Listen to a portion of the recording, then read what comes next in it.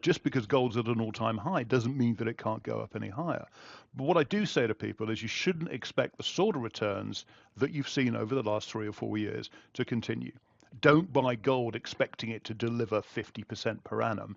It's much more likely to deliver over the long term 5 or 6%.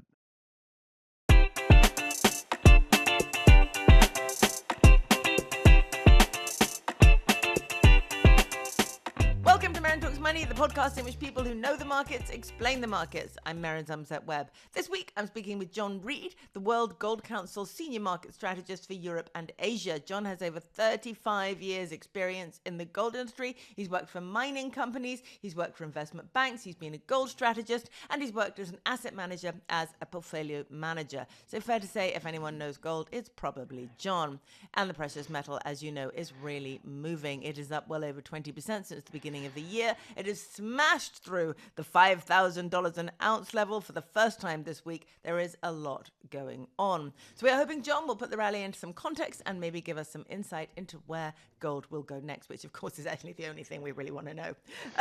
John, welcome to Merryn Talks Money. Thank you very much, Merryn. It's certainly an opportune time to be talking about gold hitting all-time highs. Seems to be almost every day so far this year. I know, it's exciting, and silver. And so listeners who've been listening to this pod for 3 years or have been reading John and mine work for the last 20 years, whatever, I hope will by now be really getting close to being properly rich. Exciting times. So let's start at the beginning. Just answer for me the basic question. What on earth is going on? What started this massive bull rally, and why is it going so far, so fast? Well, it's interesting because gold's been running pretty strongly now for over 3 years, but the reasons why it's been going up have been changing. I mean, I think it started off by central banks dramatically increasing the amount of gold that they were purchasing following the Russian invasion of Ukraine. And the reason for that, I think, was the sanctions that were placed upon the Central Bank of Russia. It really made many central banks around the world think, am I really happy having such a large proportion of our foreign exchange reserves invested in the Western financial system, which could be sanctioned at the stroke of a pen? So that was the first trigger, I think, for this move. We then saw tremendous investment buying in gold coming from emerging markets, and even from time to time strong jewelry demand as well. So emerging market economic strength was the second wave, I think, behind the move higher in gold. And then last year was about Western investors getting onto the bandwagon. A bit late, to be honest, but joining the bandwagon and buying gold, largely in reaction to what's been coming out of the United States, whether it's economic policy, whether it's interest rate cuts, or whether it's pronouncements from President Trump and his administration. Okay, so three constantly moving reasons, and the central banks are still buying, right? So that demand is still there, still coming. They're still buying, and they bought just a little bit less last year than they have done for the previous 3 years. So they're still an important component of the move higher in gold, but they're not the only story in town. And that's something I like to say up front, because the number of people that say to me, oh, well, central banks are buying gold, we should buy gold too. It's like, yes, but it's not as simple as that. There are other factors too. Yeah, I mean, it's a bit of a backstop to the price, though. Very much so. And probably one of the reasons why the gold price doesn't go down very much when it does correct. Because, when it, like this year, for example, the gold price has gone up very rapidly. I don't know, but I doubt central banks have been driving the price higher. But I'm sure that they're sitting below the market waiting to step in on any correction. And that prevents the price from falling like it usually would have done when people take profits. And if it is true, as many people say, that the Chinese central bank continues to build its gold reserves in the anticipation of conceivably launching a gold-backed currency at some point, there will be a way to go. I mean, look, that's one of the theories about why China has stepped up its gold purchases. It's a gold-backed currency. I mean, I see the arguments about backing a currency as sometimes misunderstood. The only reason you back a currency out of weakness, not out of strength. If you think about all the countries in the world that have backed their currency, and Zimbabwe is a great example. They back it with the dollar every now and again, then the peg fails. They've even tried to back it with gold, and then that peg fails. It's always done because you're in a weak position. And China's many things, but I don't think it's in a particularly weak position.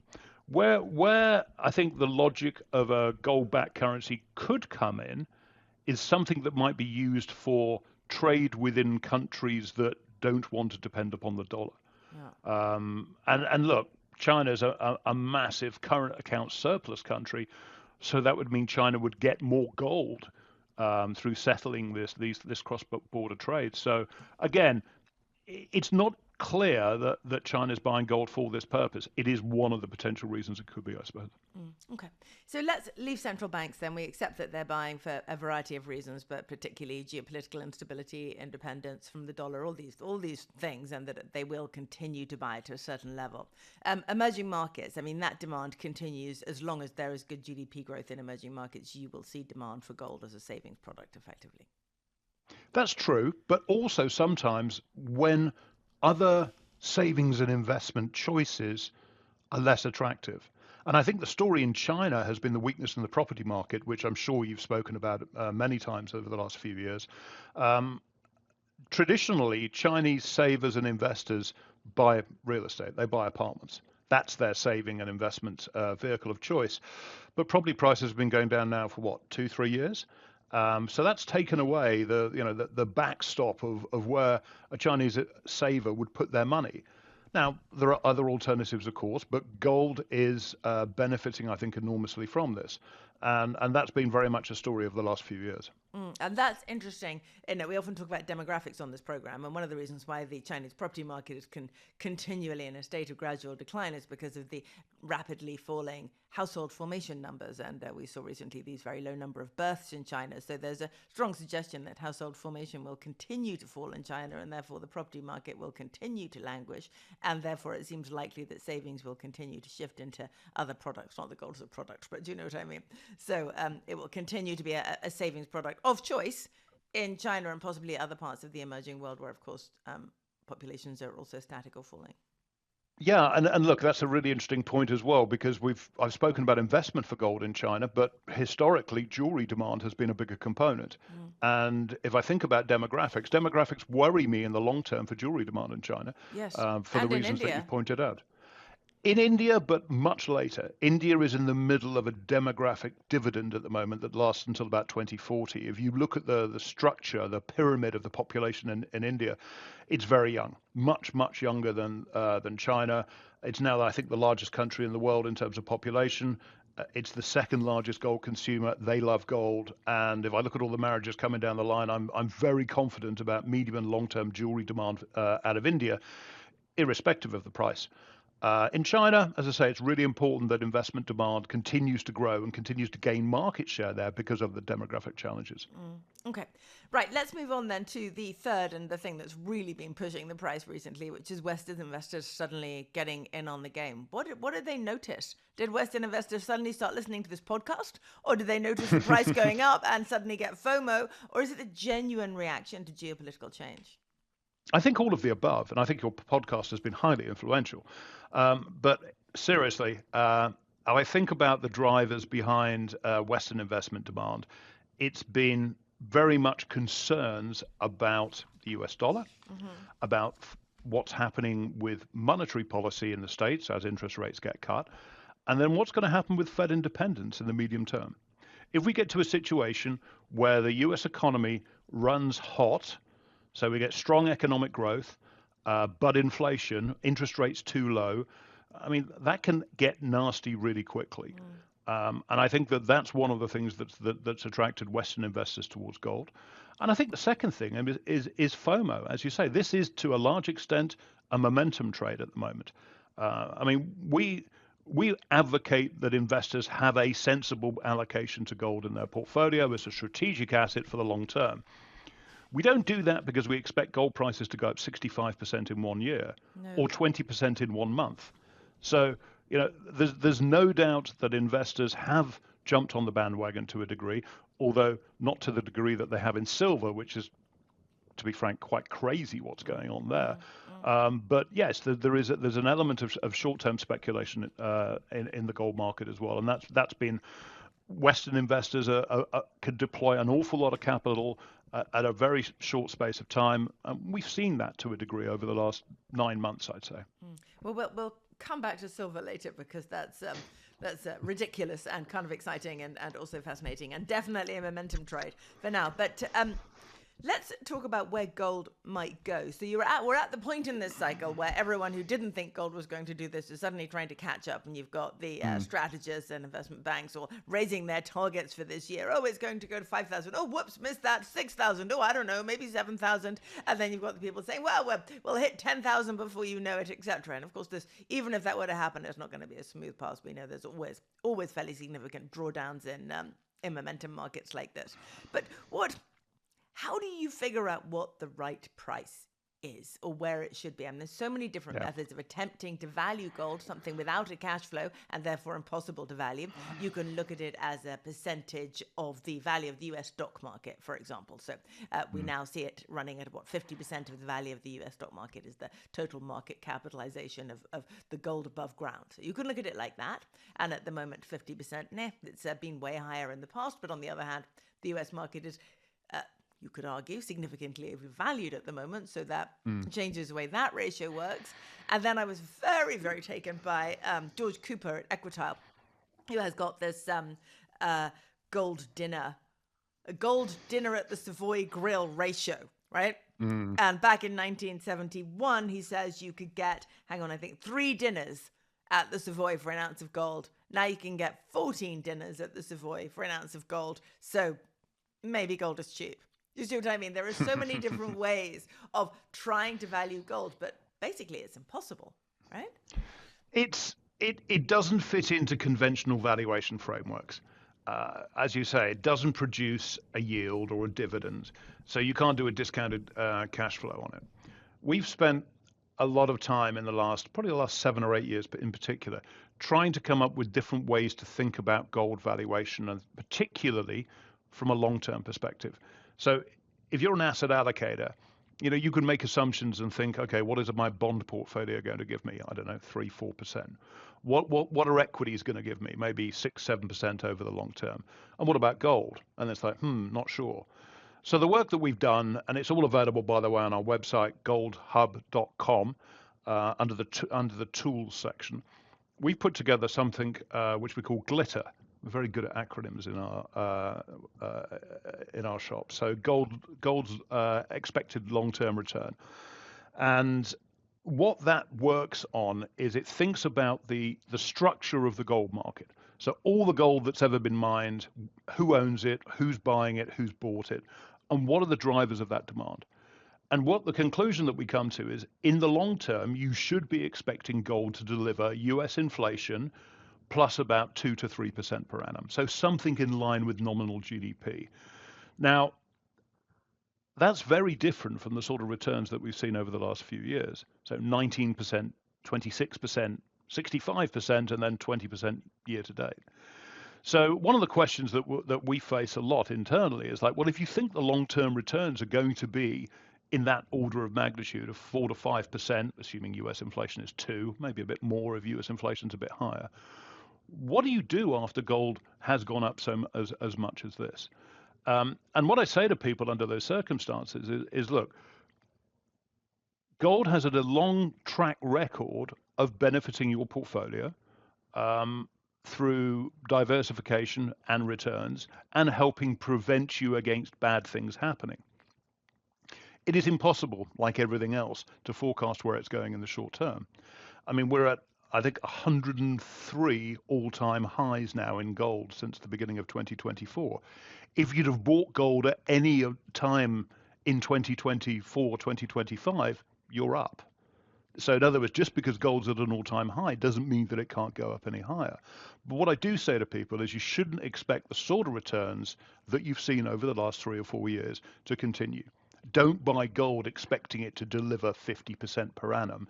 It's much more likely to deliver over the long term 5 or 6%. Now, in terms of 2026, what's the likelihood going forward? Well, we said at the start of the year is that, if you look at the drivers of gold last year, if you look at the reasons people were buying gold, and I listed some of them before, looks pretty certain that they're going to continue. We're going to see more policy announcements out of the United States, which are likely to rattle the markets from time to time. Interest rates will come lower. The dollar will probably weaken.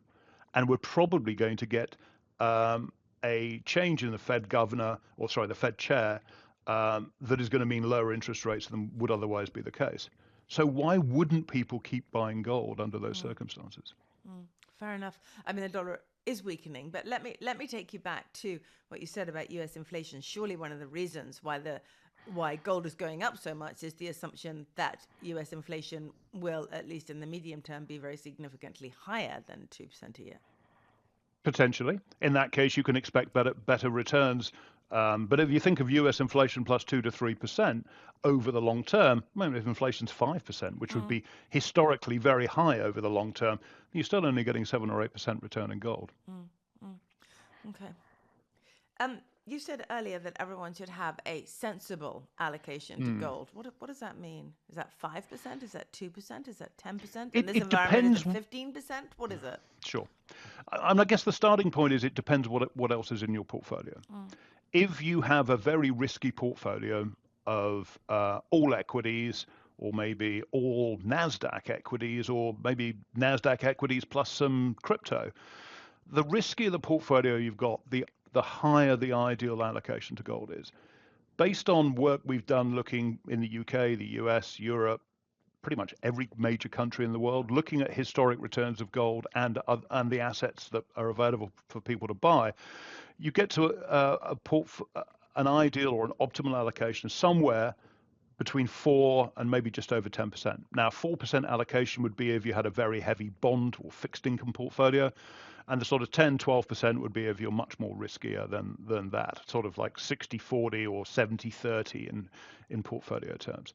So that's the sort of allocation that we've suggested is sensible or would have been sensible for people in the past.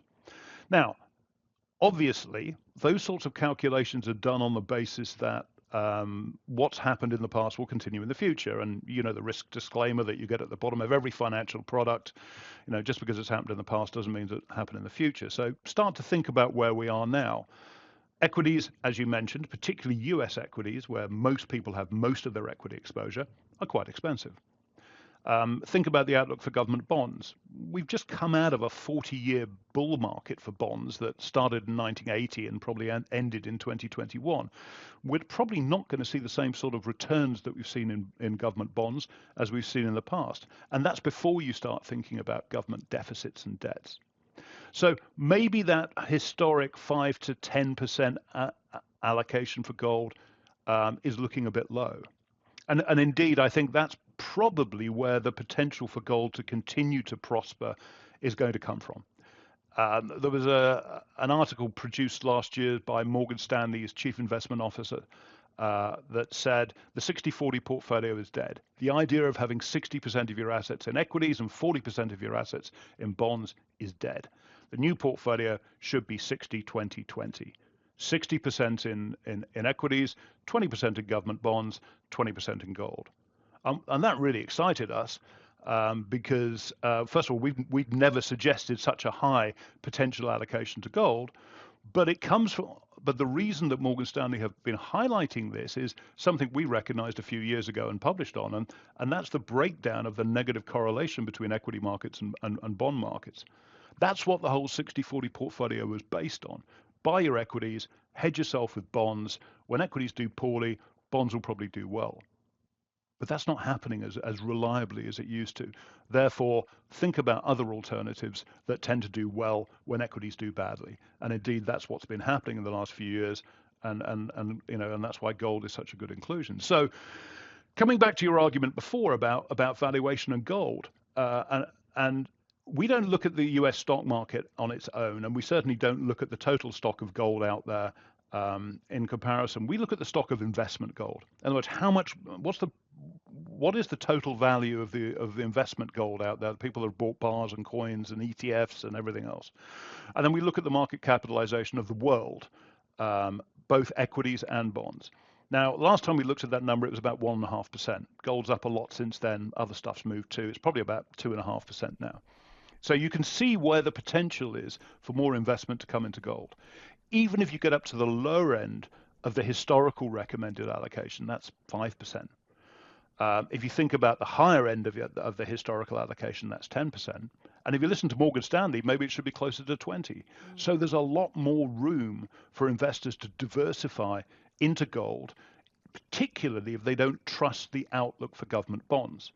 And I don't know about you, but one of the things that's been frustrating me tremendously in a post-pandemic world is the fact that governments are running such large budget deficits in comparatively good economic times. And the stock of debt seems to be rising inexorably. Yeah. So effectively, gold is becoming the new safe haven asset for a lot of people. So it replaces, in the old days, your safe haven was treasuries or other government bonds. You bought these, that was your safe haven. Something went wrong, you knew you had those as your backup. But in this new environment with these incredibly high levels of debt that we get increasingly concerned might not be serviced long term, gold becomes your new safe haven asset. And you can see that in the performance as well. Historically, when the US equity market had a really bad down day, the US dollar would tend to strengthen as people were putting money into the dollar. Now, because the US equity market, when it does have these corrections, it's often because of something that's coming out of Washington, the dollar tends to weaken as well. So you're getting hit in both ways. So bonds aren't your safe haven. The US dollar isn't the safe haven that it was, and gold's benefiting at their expense to a degree. Interesting. And it's part of a shift in general away from investors thinking to themselves, digital assets are the answer, software assets are the answer, and beginning to think actually physical assets are the answer in this environment. So it's not just about gold, as we've discussed, and let's talk a little bit more about that. It's about silver, it's about other industrial metals, it's about stuff, about manufacturing, about factories, about physical commodities. So it's part of that general mind shift as well, isn't it? I think it is.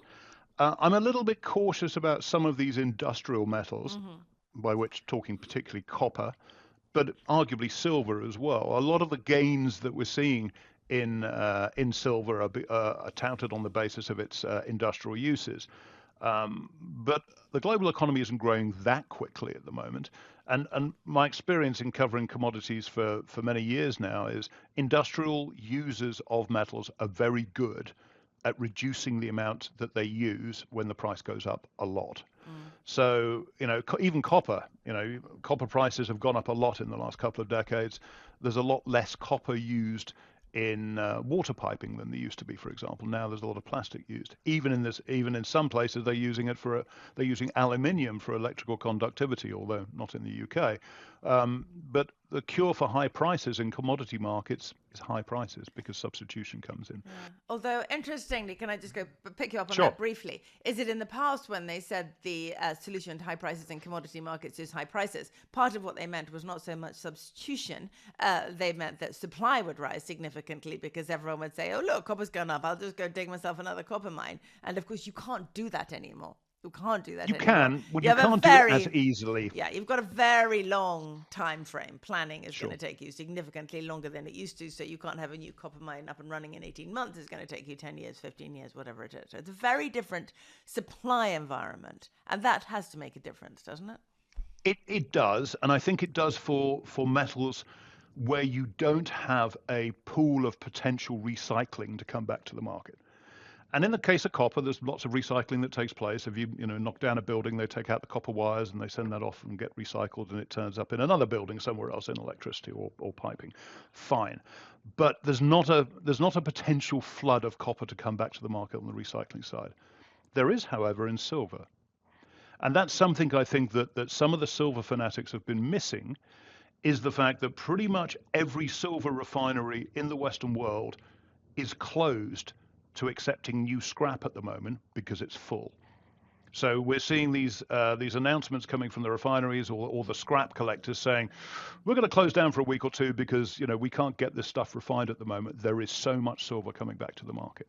Now, I'm not saying that means the price is going to go down, but it does mean that there's a lot of granny silverware which is being sold into these high prices at the moment. A lot of US coins, because the coinage system in the US prior to the 70s, silver dollars, silver quarters, silver nickels, or at least containing decent quantities of it. So that stuff is coming back at such a speed that the refineries can't cope with it at the moment. They will process it. It will come to the market. There is supply being brought to the market by higher prices, as you suggest. So to you, well, feels to me like you're suggesting that silver might be well into the mania phase. Look, there's no doubt that we are seeing enormous retail demand for silver in various ways, whether it's via investment products, whether it's by physical silver in China. I was talking to one of my colleagues, Reade, who's our head of China research, and he was saying that in Shenzhen, which is one of the centers of the precious metals market in China, they're moving silver around on these trolleys. So much so that the roads are getting destroyed because of the weight of silver that's being shipped around as people are trying to get their hands on physical silver to invest. So, yeah, there's no doubt there's tremendous investment demand for silver at the moment.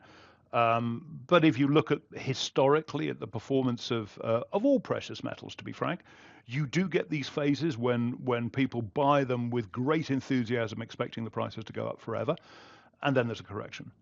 And look, we don't give investment advice. We don't make short-term forecasts. But let's put it this way. I'm looking at the silver price with disbelief at the moment and waiting at least for a decent correction. Not saying it's over, but wow, $110 an ounce. Yeah, we got so excited on this podcast and it went through 50. Well, 50 was the 50 was the previous all-time high back to 1980. Absolutely. So it was a big number to go through. But then again, so's 100. It's like, wow. Well, I mean, I think we kind of stopped being excited after 70 and started just being mildly incredulous and wishing that we held more miners silver, small silver miners and all that.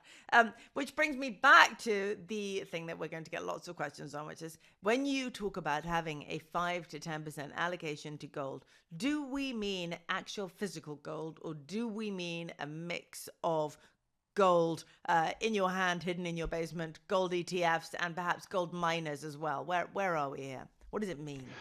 The work we've done has been on gold in all its different forms, but not gold mining companies or exploration companies. And there are merits to investing in gold miners. Just look at the performance that they delivered last year, massively outperforming the gold price. But there are risks. Think how many mines have been think how many mines have been taken away by governments or where taxes have suddenly been increased. So there's lots of additional risks, positive and negative, investing in gold miners. So we don't do much studies on that. But as I say, at the right time and generally speaking, when the gold price is going up faster than their costs, gold mining companies or silver mining companies can increase more than the underlying metal. So that's what's happened last year. So in terms of gold itself, you can buy gold or get exposure to gold in a number of ways. You can go and buy physical gold. You'll have to pay a premium over the spot gold price. That premium, when the market's quite hot, which it is at the moment, could be 5, maybe 10% premium over the gold price. And when you come to sell it back, you might only get the gold price or maybe a slight discount. So there's a big bid-ask spread in owning physical gold, potentially. So that's something to bear in mind. I was just going to say that, a lot of people hold gold for Armageddon reasons, right? I have my gold because everything's going to go horribly wrong. The world's going to collapse. It's going to be a massive cyber attack and the stock markets will collapse. Everything will be gone, etc. And if you are that kind of gold buyer, there's really only one way to hold gold, and that is actual physical gold hidden in your house. So I think a lot of people are holding their gold for its insurance for very bad things. But if the very bad things they have in their mind happen, their ETF will be of no use to them in the immediate. Exactly. And it's when I worked at an investment bank and we would see the flows coming through and you could see in which way people were buying gold. You could see the motivations behind them because you didn't have to tell you could understand what they were doing. Consider the bid-ask spread or the premium that you're paying for physical gold as part of the insurance policy you're having to pay for this Armageddon. If, however, you don't think the financial system is going to collapse, if you don't think that there's going to be a huge run on banks, then maybe you're interested in buying gold via a financial product. And you can buy futures, you could buy gold certificates, you could do derivatives with banks, etc. Or you could go sort of a halfway house in between the two, which is buying a gold-backed ETF, which is listed on the stock market around the world, different ETFs, different stock markets. And this gives you the financial performance of gold in as close a way as to owning the physical yourself without having to pay that premium, without having to worry about holding it at home and thinking about insurance and theft, etc. So there's a number of different ways. And again, it depends why you're buying gold. There's lots of reasons to do so. We generally speak to investors and think about portfolios. And if you've got a portfolio, you're probably thinking, that the financial system isn't going to collapse. And in that way, some sort of exposure via an ETF or another financial product is probably the best way to think about it. Have you got gold buried in your garden, John? Couldn't possibly tell you. I do know a story about a hedge fund guy I bumped into, again, when I worked at UBS, and this was in the early 2000s when gold had started to go up again. He said, I've got 1,500 Krugerrands buried in my ranch, but I can't remember where I put them. So every spring I go out there with my metal detector trying to work out where they are. So even burying gold in your garden is not without risks. Either the gophers have got it, or maybe a robber's got it, or you forget where it is. Well, that'll be very exciting for future archaeologists, won't it? one day somebody will find that. And we'll probably, everyone forgets where they buried their stuff. It's like pretty much everyone has a I can't find my jewelry story, and it ends up, found at the bottom of some, everyone has that story. Okay, so I want to ask you about a couple more things. And the first is an idea of my colleague John's. He wrote a piece the other day about how one of the reasons that gold is rising so fast at the moment, it's a sentiment thing. Of course, there's always a sentiment thing. But gold used to be considered to be a right-wing metal. And now it's more of a left-wing metal, more of a hedge against Trumpism, a hedge against political change in the US. So, if you're anti-Trump, you can buy gold to hedge the weakness in the dollar that results from his policies. So John wrote about this. I encourage everyone to go and read his amusing column on it. But there is that sense, isn't there, of this sort of sentiment shift that is bringing a wider audience to gold. Yeah, and it's interesting. If you look at the physical gold demand, so demand for coins and small investment bars, the one market that really hasn't taken off to the same degree is the United States. And it's something that we were anticipating, actually, because we'd seen it before. You're right that many physical buyers of gold in the United States tend to be Republicans. They tend to buy gold, as well as guns and ammunition, actually, during Democratic presidencies, because they're worried that the US is going to hell and they'll be unable to buy guns and ammunition soon because it'll all be banned. And during a Republican leadership or a Republican government, everything's going to be fine. So they don't need to buy guns because they can get them, and they don't need to buy gold because everything's wonderful in America. So you're right in a way. I think that, and John is right here, is that it is a bit of a right-wing metal. It's a bit of a male metal as well, certainly in the West, and it's a bit of an older metal. Emerging markets, of course, it's very different. If you speak, when I go to India and speak to groups of investors there, I sometimes do presentations only to Indian women, high net worth individuals in their own right, and talk to them about why everything they think about gold is wrong, because they own it as jewelry and they should be considering it as an investment asset as well. But don't they consider jewelry to be an investment asset? They should, Isn't that but they how don't you think carry of it as your wealth? It is how you carry your wealth, but when you become seriously rich, you don't have enough gold. So if you can't physically own enough jewelry to diversify your portfolio effectively, so you should think about financial exposure to gold as well. Always fun talking to Indian women about gold. They know far more about it than I do. Okay, fascinating. I think we have a reasonably high female audience. So ladies, your bracelets aren't enough. Exactly. Okay, John, now a lot of the listeners to this podcast will have been buying gold. They will have a lot of gold. They may now have too much gold. So let's say you've been holding it a while. It's now probably going to be 35% of your portfolio if you've been holding a long time. It was going to feel tough to sell, right? You can see that price moving up and up and up. But maybe in your heart, it's time to top slice at least, to diversify some of that away from gold. How do you manage that? Well, what I say to people is, and this question's come up a lot, and 20-30% is actually low compared to some of the questions that I get.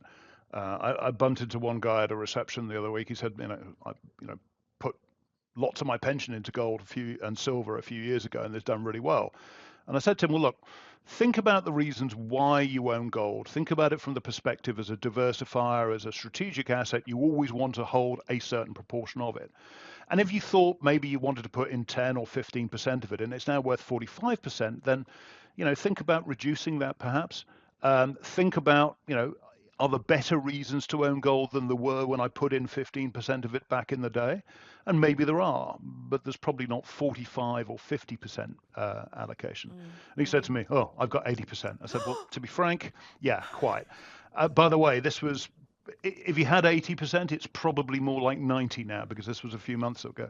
And I think the point there is that gold has a role in a portfolio. It shouldn't be your entire portfolio. Then you are just basically betting your farm on one asset class. And that, as we all do, the best way to invest is to have an appropriately diversified portfolio. And then you flex those weights a bit.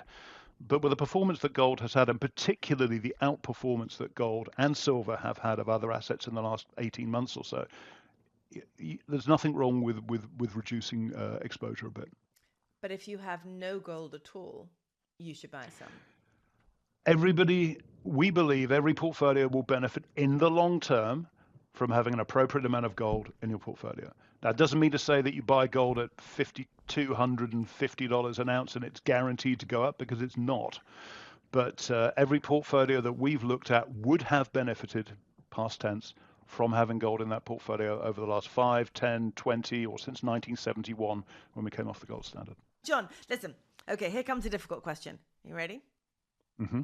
How does Bitcoin fit into all this? I mean, you will remember not that long ago, we had to put up on this podcast with endless people telling us that Bitcoin was digital gold. And then, of course, we got our kicks by calling gold physical Bitcoin. You have to get your laugh somewhere, right? Now, Bitcoin and gold are clearly not the same thing. It is clearly not digital gold. It is not moving in the same way. These are different things. What's going on Absolutely. here? So first of all, I work for the World Gold Council, so I'm not going to say anything whether I think you should own Bitcoin or not. Fine, that's not my job. But what I would say is they are different. And as you've pointed out, they move in different ways. So I got really irritated with Bitcoin being described as gold 2.0 because it isn't. Bitcoin and other digital assets are, as one of my friends, Charlie Morris, would say, they are tech stocks effectively, or at least they perform like tech stocks. If you've added Bitcoin to your portfolio, you've increased your effective equity exposure. And in fact, what you've really done is you've increased your effective tech exposure more. That's fine. That could be a great decision. Bitcoin's done very well over the last 10 years. But it doesn't behave in the same way as gold. It won't diversify your portfolio. It will increase the risk of that portfolio. Now, again, no reason why you shouldn't own it, but do recognize that you've added risk to your portfolio. If you've added risk to your portfolio, what should you do? Diversify more. What should you consider as a potential diversifier? Gold. Have Bitcoin, buy gold. I suppose that the other problem with Bitcoin, I suppose with all cryptocurrencies one way or another, is that there are so many substitutes. I mean, and with silver, as you say, there may substitutes. Gold really doesn't have a substitute. It's just gold. And Bitcoin can be substituted in many, many ways. Sure. There may be finite numbers of Bitcoins, but there are not finite number of cryptocurrencies. And yes, silver is a bit of a substitute for gold. It's a bit of a substitute for gold in jewelry. It's a bit of a substitute for gold in investment, particularly when the silver price is moving like it is. But in the end, gold is a much, much bigger market than silver, and always will be, in my opinion. Amazing. John, thank you so much. Thank you very much, Merryn. Great conversation.